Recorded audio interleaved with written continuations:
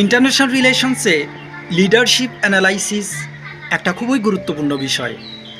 কোনো crisis management, কোনো ক্রাইসিসের solution কিংবা সাজেশন পলিসির ক্ষেত্রে কিংবা ডিসিশন মেকিংয়ে লিডার্সদের ক্যারেক্টার, লিডার্সদের সাইকোলজি, লিডার্সদের অ্যাকশন এবং প্রিভিয়াস হিস্ট্রি, এমনকি পার্সোনাল লাইফ কিন্তু খুবই গুরুত্ব সহকারে অ্যানালাইসিস করা হয়।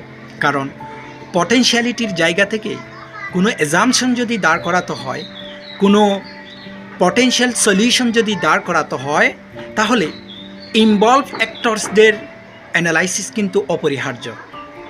এখানে সাইকোলজিক্যাল অ্যাসপেক্টটি খুবই গুরুত্বপূর্ণ। আমরা দেখেছি ডক্টর মোহাম্মদ ইউনুস কোনো ট্র্যাডিশনাল পলিটিশিয়ান নয়।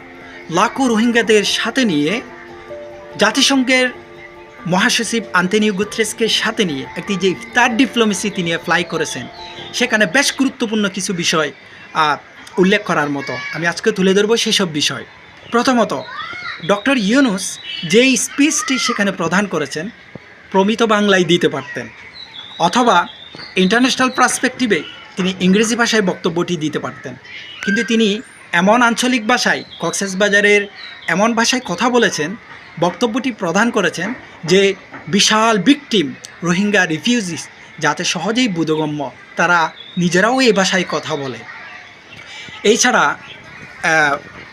এছাড়া ডক্টর ইউনুস এই কথা উল্লেখ করেছেন যে আগামী বছর আপনারা আপনাদের মাতৃভূমিতে ঈদ করবেন এবং ইফতারে মহাসচিবকে আপনারা দাওয়াত দিবেন।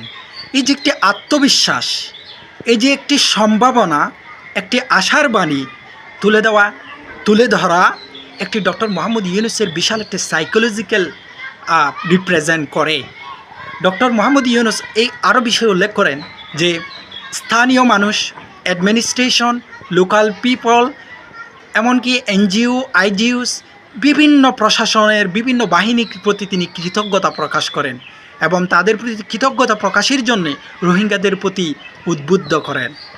এই যে প্রধান উপদেষ্টার মনোভাব, এই যে প্রধান উপদেষ্টার বিহেভিয়ার, এটি কিন্তু একটি অ্যানালাইসিস এবং গবেষণার একটি দ্বার উন্মোচিত করে বলে আমি বিশ্বাস করি।